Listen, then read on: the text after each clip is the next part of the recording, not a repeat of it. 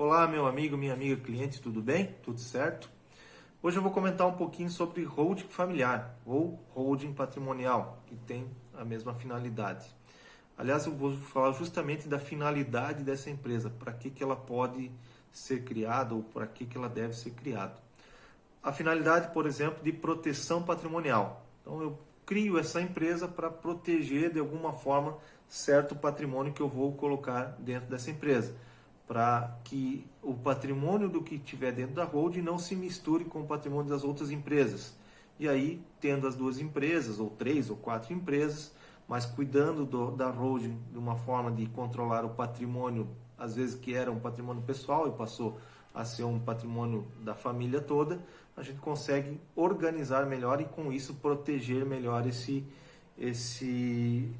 empreendimentos, esses imóveis que ali são colocados nessa empresa.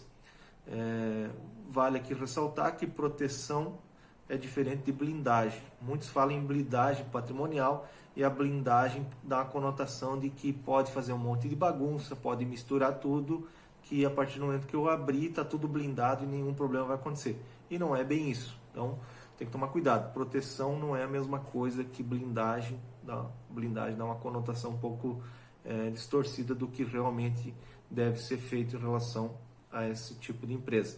Outra situação é a questão de organização sucessória.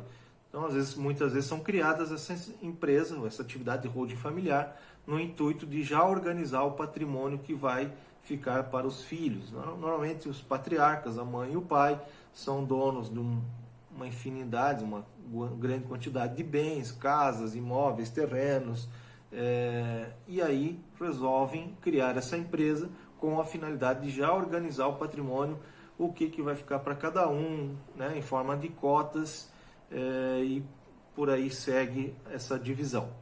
A outra questão que também pode ser citada é a questão de diminuir tributos. Então, às vezes, criar uma holding patrimonial, uma holding familiar, também pode ajudar a pagar menos tributos. Haja vista, por exemplo, que o tributo de aluguel na pessoa física pode chegar à alíquota de 27,5% de imposto de renda, enquanto que na pessoa jurídica, nessa holding familiar, nessa holding patrimonial, o imposto de aluguel vai ser 11,33%. Esse é só um exemplo. Na venda também tem diferenças de alíquotas. Então, se bem estudado, né, se bem organizado, essa holding patrimonial, essa holding familiar, ela traz vantagens tributárias. E a outra questão, a outra finalidade que pode ter dentro dessa atividade de holding patrimonial, holding familiar, é diminuir o inventário ou talvez até eliminar o inventário. Eu costumo dizer que é diminuir o inventário porque tem algumas situações, como o bem próprio, a casa própria da pessoa, eu não oriento que coloque na holding patrimonial, na holding familiar.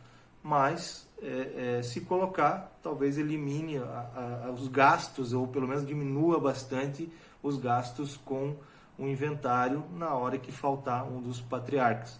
Então, são 4 finalidades.